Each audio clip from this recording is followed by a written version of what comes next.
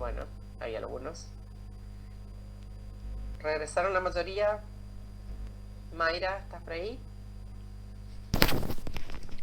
Acá estoy. Bueno, ¿vas a seguir llamando si querés?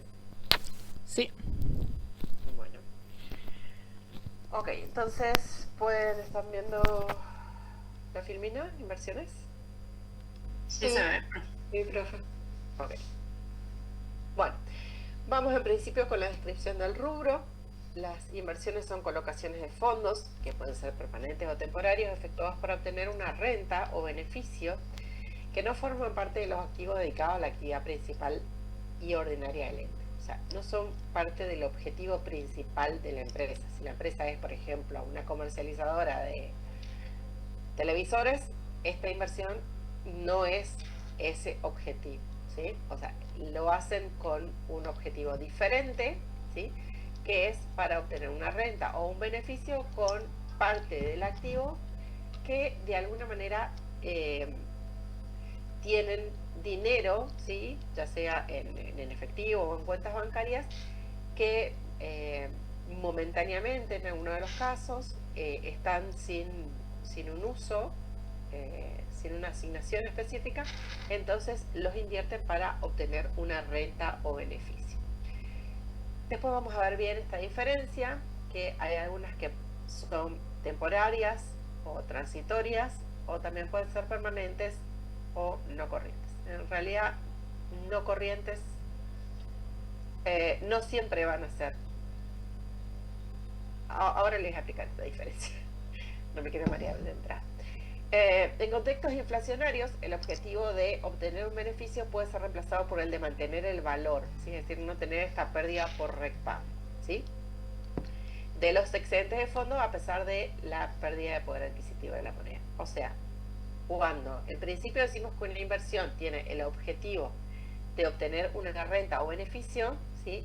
En épocas o en contextos inflacionarios, ese objetivo puede cambiarse o ser reemplazado por el objetivo de mantener el valor del efectivo o de los fondos que tiene la empresa disponibles, ¿sí? Entonces, pueden ser temporarias o transitorias, ¿sí? O permanentes. Este no corriente yo después lo voy a sacar porque no es el caso. Inversiones temporarias. Las inversiones temporarias se incluyen aquellas colocaciones, ¿sí? Que son temporarias, efectuadas con el ánimo de obtener una renta o beneficio y que no forman parte de los activos dedicados a la actividad principal de la sociedad. La característica para que sean temporarias es que son de fácil realización. Y acá está la diferencia que les decía, yo voy a corregir esa primer filmina, porque las inversiones temporarias pueden estar también en el activo no corriente, ¿sí? O sea, no es que las temporarias están en el activo corriente y las permanentes están en el activo no corriente. Las permanentes seguro van a estar en el activo no corriente, pero las temporarias también pueden estar en el activo no corriente, porque temporarias quiere decir que la empresa tiene esta característica que son de fácil realización, pero igualmente las puede mantener por más de un ejercicio. Por ejemplo, son de fácil realización las acciones, ¿sí? O sea, yo voy al mercado de valores y vendo la acción en cualquier momento, pero a lo mejor la empresa las va a mantener durante mucho tiempo. O, por ejemplo, también los bonos, ¿sí? Los bonos nacionales por lo general tienen 1 o 2 años, ¿sí? De plazo. Entonces, si la empresa tiene la decisión de mantenerlos hasta la finalización, ¿sí? Pueden estar en el activo no corriente. Y eso no cambia de que sean de fácil realización, porque en cualquier momento la empresa puede decir, bueno, no, yo esperaba tener esta inversión hasta su finalización, pero la puedo liquidar antes, ¿sí? Entonces, la característica principal de las inversiones temporarias es que son de fácil realización, más allá de que estén expuestas en el activo corriente o en el activo no corriente. Dentro de lo que son inversiones temporarias tenemos depósitos a plazos fijos, títulos públicos o bonos, ¿sí? Acciones o participaciones en otras sociedades. Acá tenemos, por ejemplo, las obligaciones negociables, ¿sí? de otras empresas, que por lo general, depósito a plazos fijos, no, depósito a plazos fijos, ustedes conocen, es fácil, ¿no? Son colocaciones en bancos a una determinada fecha con un interés pactado, el cual puede ser fijo o variable, ¿sí? O sea, que sea depósito a plazo fijo no quiere decir que la tasa siempre sea fija. Hay plazos fijos, por ejemplo, plazo fijo UVA, que tienen tasa variable, ¿sí? Los títulos públicos, las acciones, las obligaciones negociables y otros valores que cotizan en la bolsa están dentro de lo que es la bolsa, digamos, de valores, y que tienen un valor de cotización, ¿sí? Pero todos estos son de fácil realización. Fácil realización, en el caso de plazo fijo, no quiere decir realización inmediata, sino que se puede liquidar al plazo convenio. Luego tenemos las inversiones permanentes, que la característica principal de estas inversiones permanentes que son bienes que se espera realizar en un plazo superior al año, ¿sí? O sea que por lo menos por un año las voy a tener en mi patrimonio. Estas inversiones permanentes pueden ser depósitos a plazos fijos superiores al año, ¿sí? Títulos públicos que se van a mantener hasta su vencimiento, como les decía recién, y acciones y participaciones en otras sociedades de carácter permanente, que acá entran las acciones BPP, ¿sí? Y también puedo llegar a hacer una inversión en un bien mueble o inmueble cuyo objetivo es el de alquilarlos, arrendarlos, ¿sí? Para obtener una renta y no para usarlos, ¿sí? La norma dice bienes similares o semejantes a bienes de uso, con el objetivo de obtener una renta de ellos, es decir, los tengo no para el uso, sino para obtener una rentabilidad. Pero vale acá la aclaración de que no son solamente, porque yo digo acciones permanentes y siempre me dicen acciones BPP. Sí, acciones BPP es como que, bueno, la más característica, pero no es la única que yo puedo mantener como permanente. Hay otras inversiones que puedo mantener como permanentes.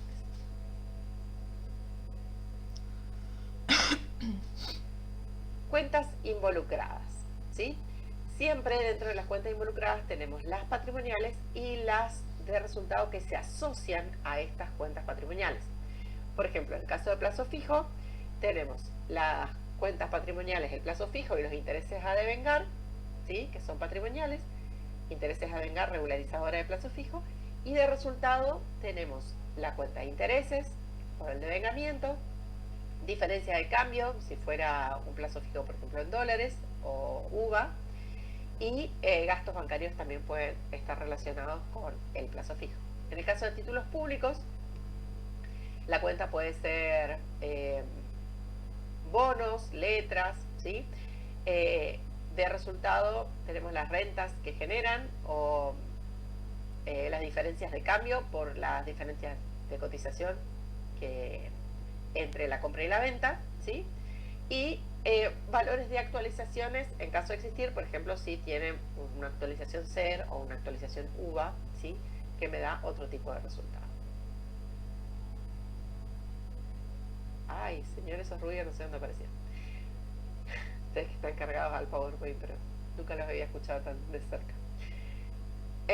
Bueno, en cuanto a las cuentas patrimoniales, acciones y participaciones en sociedades, ¿sí? Cuando hablamos de BPP, tenemos como cuenta de resultado la cuenta resultado BPP, ¿sí? Ya sea positiva o negativa, y cuando hablamos de acciones que tienen un valor de cotización, hablamos de un resultado por tenencia, o también se puede llamar resultado por diferencia de cotización.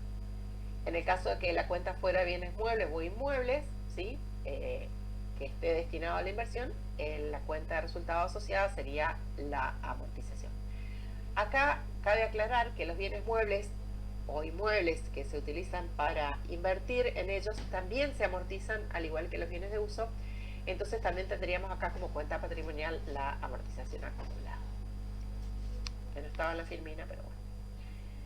Con respecto a las normas de evaluación o medición al cierre, es importante destacar que las distintas, dependiendo del tipo de inversión, ¿sí? va a ser su metodología de medición o evaluación al cierre, ¿sí? Esto está, me pusieron la ruta 17, pero la 54 no modificó esta parte, así que vamos a continuar, ¿sí? Los depósitos a plazo fijo, ¿cómo se van a evaluar? Se van a evaluar al capital impuesto, al capital que integramos en el plazo fijo, más aquellos intereses que se hayan devengado de la fecha de la colocación hasta la fecha de cierre. En caso de tratarse de depósitos de moneda extranjera, el total del capital más los intereses se van a convertir al tipo de cambio a la fecha de cierre. Por lo tanto, los resultados generados por estos activos están representados por los intereses y en su caso, en caso de ser moneda extranjera, diferencia de cambio, ¿sí? Entonces, en caso de plazo fijo, ¿qué es lo que voy a tener en cuenta como auditor? Es la correcta contabilización del plazo fijo en su momento inicial, es decir, el momento de colocación, y el correcto devengamiento de los intereses a fecha de cierre, y si fuera moneda extranjera, la correcta exposición o conversión de moneda extranjera a moneda local y el correspondiente cuenta de diferencia de cambio o diferencia de evaluación al cierre. Diferencia de cambio sería la cuenta asociada a un plazo fijo en moneda extranjera, ¿sí? En moneda local no estaría esta cuenta de diferencia de cambio. En el caso de títulos públicos y acciones, ¿sí?, se evalúan al valor de cotización a fecha de cierre. En realidad, la norma acá habla de un BNR, ¿sí? Porque no solamente valor de cotización, sino que el BNR tiene en cuenta los gastos directos de la venta. Entonces, si yo tengo un título público, un bono, una letra o una acción que cotiza, ¿sí?, una acción con cotización, se van a evaluar a su BNR. Es decir, valor de cotización menos los gastos directos de venta, que en el caso de la bolsa, los gastos directos de venta siempre son las comisiones de los brokers, los agentes de bolsa, ¿sí? Entonces, eso me puede generar un resultado positivo o negativo por diferencia de cotización. Acá, claro, no sé si va a estar más adelante, que hay algunas acciones que yo puedo tener como inversiones que no tienen valor de cotización. O sea, no todas las acciones cotizan en bolsa, ¿sí? Hay acciones que no tienen valor de cotización. En esos casos no se van a evaluar al BNR, sino al costo más dividendos. Creo que está más adelante. Bueno, esto es lo que les decía recién, se nos tomará su valor neto de realización. Y en la determinación de valor neto de realización se consideran los precios de contado correspondientes a transacciones no forzadas entre partes independientes, las condiciones habituales de negociación, y los ingresos adicionales no atribuibles a financiación que la venta genere por sí. Por ejemplo, el reembolso de exportación no se da en el caso de inversiones, o sea que se ve no sería posible en caso de inversiones, menos, y este sí, gastos directos que serán ocasionados por la venta, como comisiones, impuestos a los ingresos brutos y similares. Y esta es la norma general de valor neto de realización. Y si esas cotizaciones estuvieran expresadas en moneda extranjera, sus importes se convertirán en moneda argentina al tipo de cambio a la fecha de cierre de los estados contables. O sea, si yo tuviera por ejemplo, un bono, ¿sí?, del título de deuda pública, un título de deuda pública del Estado Nacional Argentino, pero ese título de deuda pública está expresado en moneda extranjera, yo voy a tener que tener en cuenta al cierre el valor de cotización, ¿sí?, de ese título en dólares, el valor de incorporación al activo, ¿sí?, en dólares, hacer la diferencia de cotización, pero a su vez hacer la diferencia de cambio, ¿sí? Entonces, esto a tener en cuenta cuando tengo que ajustar, ¿sí? Porque la diferencia de cotización se da por la puja en el mercado de valores, digamos en la bolsa, entre la oferta y la demanda, ¿sí? Ahí se da la diferencia de cotización.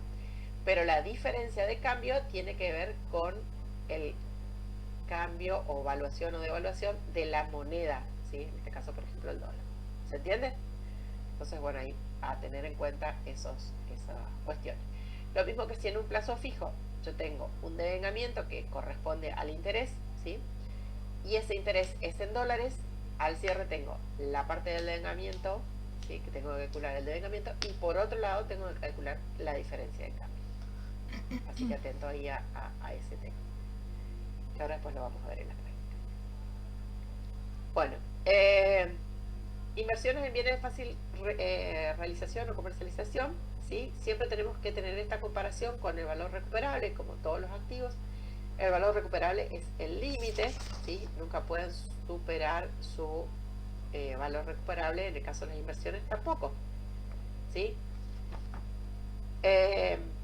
Esto, la RT54 lo cambió, antes era el mayor entre el neto de realización y valor de uso, ahora la resolución 54, con todo criterio lógico, dijo este valor de uso no es aplicable a las inversiones, así que solamente quedó el valor neto de realización.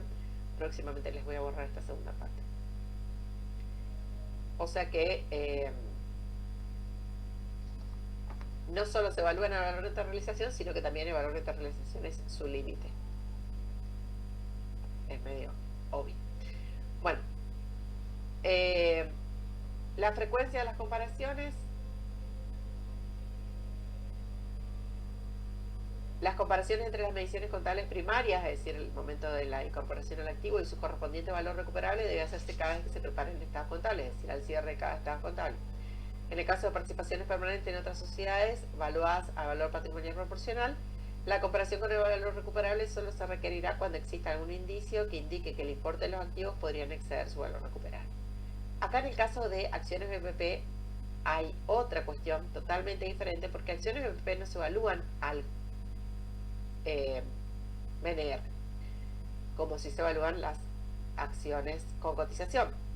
Entonces, como estas se evalúan a un valor proporcional al patrimonio de la empresa emisora, puede existir algún indicio, digamos, alguna situación en el mercado de que esa empresa emisora está yendo al quiebre o tuvo algún problema, y entonces baja sustancialmente su valor de cotización. Entonces, solamente ahí dice que se va a comparar con ese valor límite, ¿sí? Que sería en este caso el valor recuperable, porque en los restantes casos va a seguir siendo evaluada a su BPP. No sé si se ha entendido esto, sino después cuando veamos BPP lo vuelvo a explicar un poquito mejor.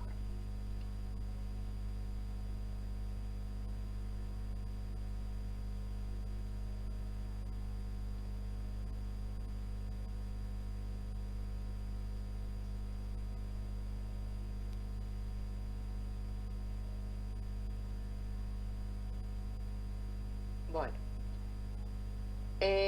acá habla de la llave de negocio, ya sea positiva o negativa, que solamente dice que se puede reconocer cuando sea una llave de negocio adquirida, ¿sí?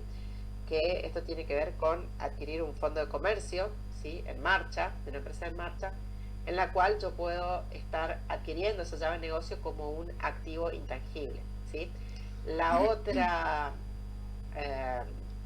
el otro reconocimiento de valor llave es en BPP, ¿sí? Esto ya lo vamos a ver ahora cuando veamos BPP, que acá también puedo tener una llave tanto positiva como negativa. No se reconocerá en ningún caso el valor de la llave autogenerada, ¿sí? Es decir, una propia empresa que tiene su clientela, su prestigio y demás, no puede reconocer patrimonialmente una llave autogenerada. Respecto a la exposición de las partidas al rubro, no existen cuestiones contables de gran complejidad y las mismas serán expuestas como activo corriente, ¿sí?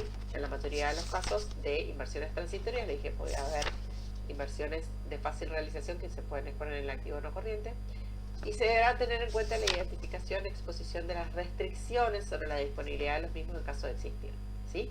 O sea, refiriéndonos al objetivo de exposición, en algunos casos las empresas pueden tener estas inversiones, pónganse una inversión que tenga en acciones, que puedan tener restricciones, ¿sí? Es decir, que puedan estar embargadas, ¿sí? O pueden estar sujetas a una prenda o hipoteca en el caso de inmuebles, ¿sí? Por pasivos adquiridos por la sociedad. Entonces, en ese caso de que tengan estas restricciones a la disponibilidad, esto tiene que estar expuesto claramente en notas a los estados contables.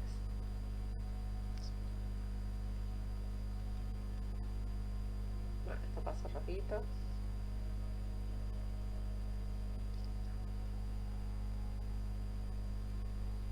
Pero esto patrimonio neto, ¿dónde fui?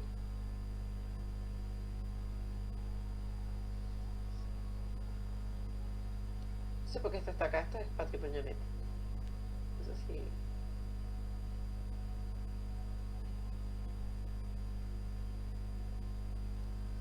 Bueno, no sé por qué quedó eso de patrimonio neto ahí. No sé a qué se refiere. No sé si se refería... Bueno, no, esto lo dejan pasar más. Sí, vamos a ver las áreas de riesgo. Pueden haber riesgos en cuanto a la salvaguarda física o custodia no adecuada de ciertas inversiones que puedan estar respaldadas con documentos físicos. Actualmente la mayoría de todas las inversiones en acciones, en bonos y demás no necesitan ese respaldo documental que tenían antes, ¿sí? Actualmente con la tenencia virtual en un broker es suficiente, entonces no tenemos este problema de salvaguarda física. Pero si estamos hablando de un tipo de inversión, por ejemplo en un rodado que la empresa usa para alquilar, entonces sí, estaríamos hablando de salvaguarda física y podríamos tener este tipo de riesgo, ¿sí? En los restantes casos ya no. Antes, por ejemplo, en los plazos fijos, si uno no guardaba como oro el certificado del plazo fijo, no podía ir a cobrar. Ahora no, ahora directamente está, digamos, en hot banking, uno lo hace y automáticamente cuando terminó su plazo, digamos, el banco directamente te lo acredita en tu cuenta. No necesitas más tener esta custodia de la documentación de respaldo. Propiedad, es importante, sí, que estas acciones, bonos o plazos fijos sean adquiridos con fondos de la empresa y que estén a nombre, que no estén, sería a nombre de un accionista, por ejemplo, ¿sí? O sea, si vemos, por ejemplo, que la empresa tiene contabilizadas acciones, pero esas acciones en realidad en lugar de comprarlo la empresa, lo compró uno de los accionistas, entonces eso no sería de propiedad de la empresa, ¿sí? Entonces verificar la propiedad de esas inversiones. Es importante determinar quién es el emisor, broker o banco depositario, ¿sí? Para al cierre detectar si esa empresa, ese banco, ese broker o esa empresa emisora, ¿sí? En el caso de acciones, puede llegar a tener problemas. Entonces esos problemas también pueden resultar un área de riesgo para nuestra empresa que estamos auditando. Por ejemplo, una empresa emite acciones, ¿sí? Y esa empresa emisora de acciones tiene problemas, esos problemas se van a trasladar como área de riesgo a la empresa que yo estoy auditando si tiene acciones en esa empresa emisora. Otra área de riesgo es que los resultados de vengados, ¿sí? No se hayan contabilizado, ¿sí? Por ejemplo, en el caso de plazos fijos o inversiones en bonos, ¿sí?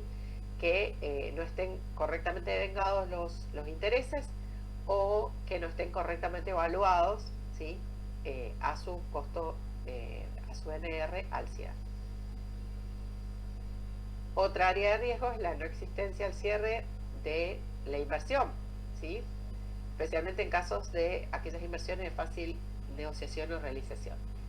Este riesgo es especialmente importante en esta era de la tecnología, donde tanto las acciones como los fondos comunes de inversión, como los bonos, ¿sí? Se pueden vender o negociar con un clic Entonces, es muy importante que el auditor tenga una foto, ¿sí?, de esa cartera de inversión de la empresa al cierre, ¿sí?, para detectar de que realmente no hayan sido negociados, comercializados o cedidos antes de la fecha de cierre, ¿sí?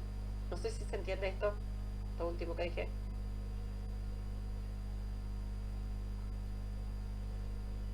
¿Hay alguien ahí?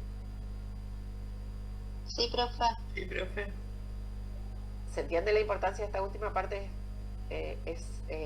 Como que esta última parte es el mayor riesgo en esta era, ¿sí? O sea, esto como que fue evolucionando un montón, ¿no es cierto? El tema de la propiedad, les dije, por ejemplo, ya es fácil de determinar. El tema de la salvaguarda física ya no hay problema con eso, pero sí esto de que al cierre yo pueda tener acciones que no estén contabilizadas o acciones que tenía contabilizadas y ya no las tengo, ¿sí? Porque la negociación ahora es muy fácil, porque la mayoría de los brokers se manejan de manera online, ¿sí? Entonces la inversión que tenía ayer, hoy ya puedo no tenerla, ¿se entiende? Entonces ese es el mayor riesgo en el caso de inversiones al cierre.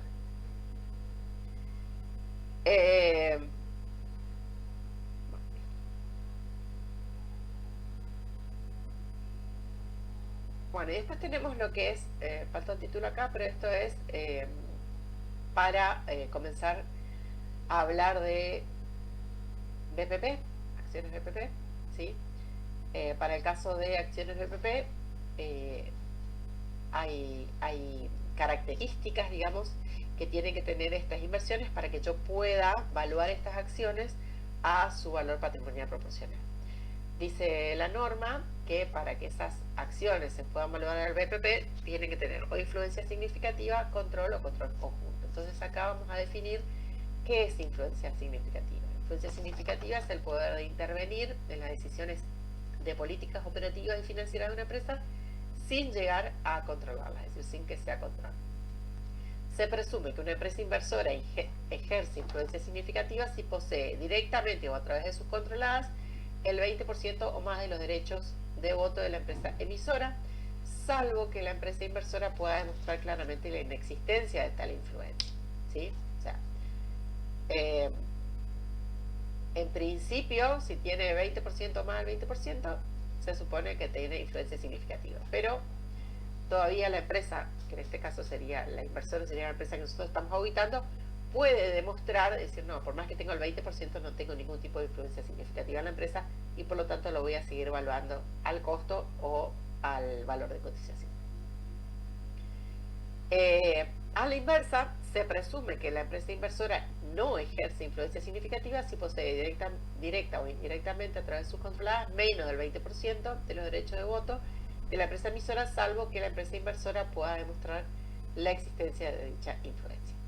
Lo importante acá de toda esta explicación, que ustedes entiendan que es el 20% de las acciones con derecho a voto, ¿sí? No son 20% de las acciones, porque, a ver, hoy en día cualquiera puede comprar acciones, pero no todas las acciones dan derecho a voto, ¿sí? Entonces, si yo tengo una acción que no tiene derecho a voto, no tengo ningún tipo de influencia en la empresa, porque no puedo decidir sobre sus políticas operativas o financieras, ¿sí?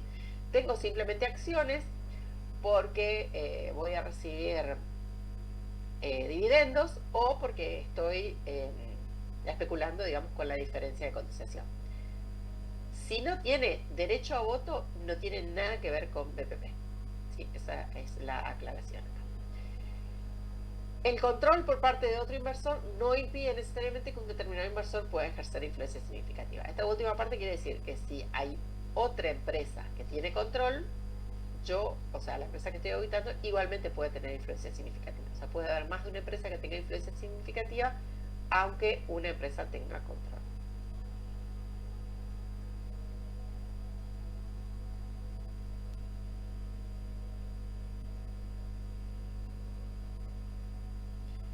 Bueno, ¿qué es control? Es el poder de definir y dirigir las políticas operativas y financieras de la empresa. A los fines de esta norma existe control cuando la empresa inversora posee una participación por cualquier título que otorgue los votos necesarios, otra vez hablamos acá de votos, necesarios para formar la voluntad social en las reuniones o asambleas, ¿sí? Se considera que contar con votos necesarios para formar la voluntad social implica poseer más del 50% de los votos posibles, en forma directa o a través de las controladas a la fecha de cierre de ejercicio o periodo intermedios y cierre de ejercicios intermedios de la empresa controlante. O sea, la fecha de ejercicio de la empresa, vamos a decir, inversora, ¿sí? Es la que se toma en consideración para determinar si tiene este control con el 50% de los votos. La empresa inversora posee la mitad o menos de los votos necesarios para formar la voluntad social, pero en virtud de acuerdos escritos con otros accionistas tiene poder sobre la mayoría de los derechos de voto de las acciones para definir y dirigir las políticas operativas y financieras de la emisora y para nombrar o revocar la mayoría de los miembros del directorio. A veces que este 50% no se da, es decir, la empresa inversora no tiene el 50%, pero sí tiene acuerdos con otros socios que tienen derecho a votos para, de alguna manera, votar, digamos, en un común acuerdo, y ese acuerdo le da a la empresa inversora, que es la empresa que nosotros estamos auditando, más las otras empresas, a tener el control. Entonces, en ese caso, y que pueda demostrarlo, ¿sí? En virtud de acuerdos escritos, ¿sí? Entonces, en ese caso también puede considerarse como control a pesar de no tener ese 50% o más de los votos. Esto todo es para determinar, en definitiva, si la empresa va a tener acciones que se puedan valuar al valor patrimonial proporcional. Entonces acá me aclara, no hay influencia significativa, menos del 20%, ¿sí?, de derecho a voto. En este caso se van a evaluar a costo más dividendo. Si hay influencia significativa entre el 20 y el 50, se van a evaluar al BPP. Y si hay control más del 50, también se van a evaluar al BPP. La diferencia entre si hay influencia significativa y control es que en este caso van a evaluar al BPP, pero no necesitan consolidar sus estados contables. Y si hay control, también se van a evaluar al BPP, pero este último caso sí requiere la consolidación de estados contables. Yo supongo que estados contables consolidados ustedes dieron en estados contables. Sí, profe. Ok. Sí, sí, sí. Fui. Ahí. Bien. Entonces, a ver, quiero ver la hora porque Mayra tiene que hacer... Ay, no, me re fui a tiempo.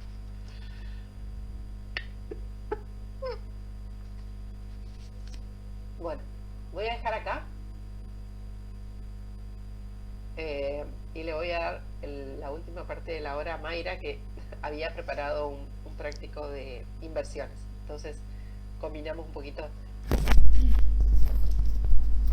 la parte de teoría y práctica. ¿Te parece bien, Mayra? Una consulta. El viernes vamos a tener clases por Zoom a la hora pactada, ¿no? Perdón, sí. Todos los viernes vamos a tener clases. El viernes pasado no tuvimos porque era feriado nada más. Claro, claro. Y yo tengo otra consulta. ¿Qué posibilidad hay de que en lugar de que arranque a las 7:30, creo que era el horario, arranquemos a las 7 la clase virtual de los viernes? Lo ponemos en el grupo y votamos, ¿te parece? Porque Sí. yo no tengo problema, pero... Bueno, en realidad tengo que ver si no hay problema con otras materias. Ahí está. Te dejo, Mayra. Yo quiero consultar el tema del horario. ¿Hasta qué horario es? ¿8:30? ¿Puede ser? Sí, hasta las 8:30. Ok. En realidad te dejé poco tiempo, pero avanza lo que puedas. Perdón. No, de última podemos leer más o menos, analizarlo, y la clase que viene podemos hacer bien la práctica. Dale.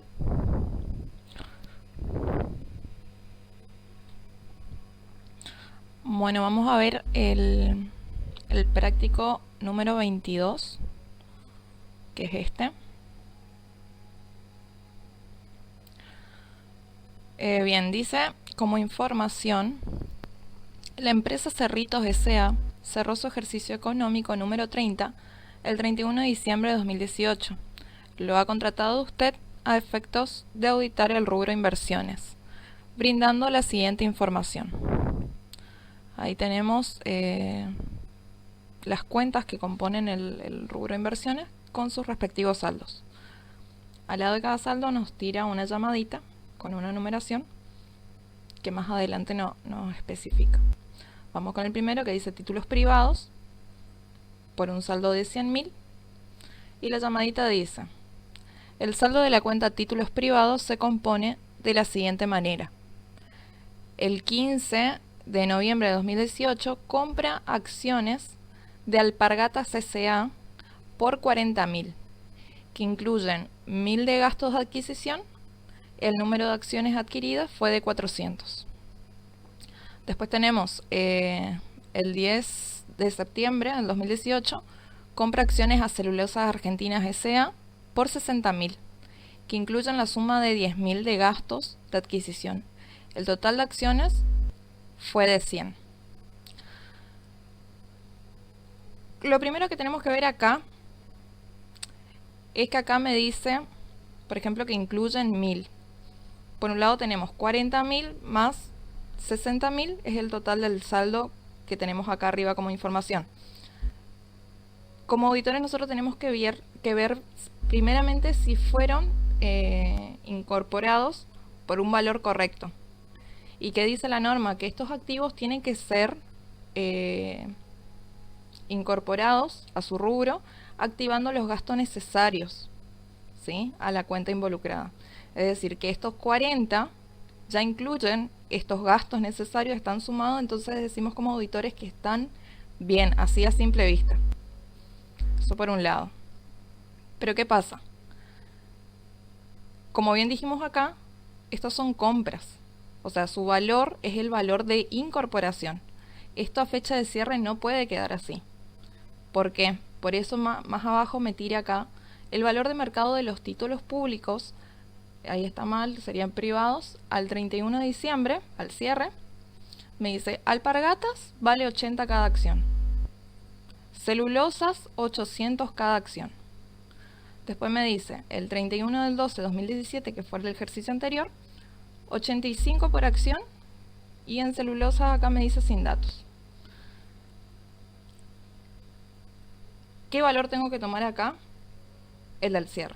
Este a mí no me interesa porque inclusive ni siquiera tenemos acciones que hayamos incorporado en el ejercicio anterior como para decir, bueno, vamos a ver su valor al inicio. No, estas compras se realizaron en noviembre y en septiembre. Entonces, esta información como auditor a mí no me interesa, sino que vamos a tomar este valor. Y como bien dije, este saldo es por la compra, por el valor de incorporación al activo. Entonces lo que tenemos que hacer es ver cómo son valuadas, dijo la profe hoy, a su BNR. Lo que tenemos que hacer es reconocer acá el resultado, si perdimos o si ganamos con esta tenencia de las acciones. ¿Se entiende esto? Y también me tira los gastos directos de venta, son del 10% sobre el valor de cotización, a modo de que yo pueda sacar el BNR. ¿Sí? Después tenemos títulos públicos por un valor de 25.000, y la llamada 2 me dice el saldo de la cuenta títulos públicos se compone de la siguiente manera. El 1 de septiembre de 2018 compra Bonex en dólares a 25.000 pesos. Cotización de los Bonex a la fecha de cierre es de 26.200. Ahí por un lado ya vemos una diferencia de cotización, que también vemos acá que en el saldo de la información de acá arriba, esto no puede quedar así al cierre, porque está a su valor de incorporación, no a su valor de cierre. Entonces eso habría que ajustar. Y dice, a fin de ejercicio se verificó el devengamiento de la renta mensual de los bonex, que ascendían a 50.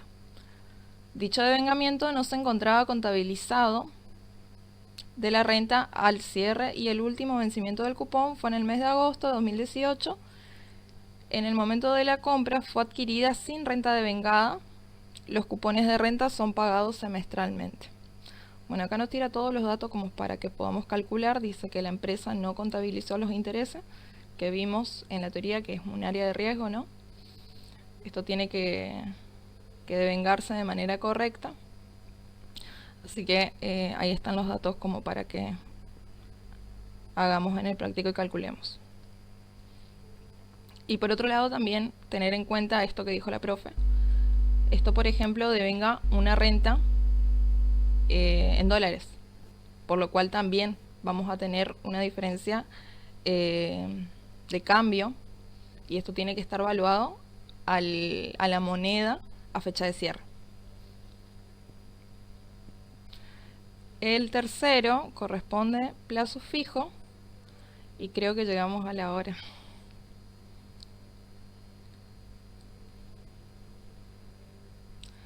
Dejamos para la próxima clase, Paulina. Entiendo que los chicos tienen otra materia, parece. ¿Tienen otra materia ustedes?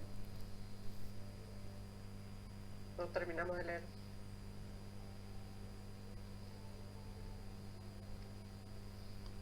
Parece que ya se fueron los chicos. Se fueron casi todos. No, tenemos sí, pero con actividades. O sea, hoy la clase de la otra materia va a ser asincrónica. Bueno, como ustedes quieran. Ustedes son los dueños de la hora. Si quieren terminamos de leer, o si no retomamos la clase que viene y ya planteamos todo el práctico. Me parece mejor si ya lo vamos a hacer la clase que viene nomás, Mayra. Ok, no hay problema. De cualquier manera, está para que ustedes repasen estos temas, ¿no? El tema de las cotizaciones al cierre, de qué pasa con los bonos. Los bonos,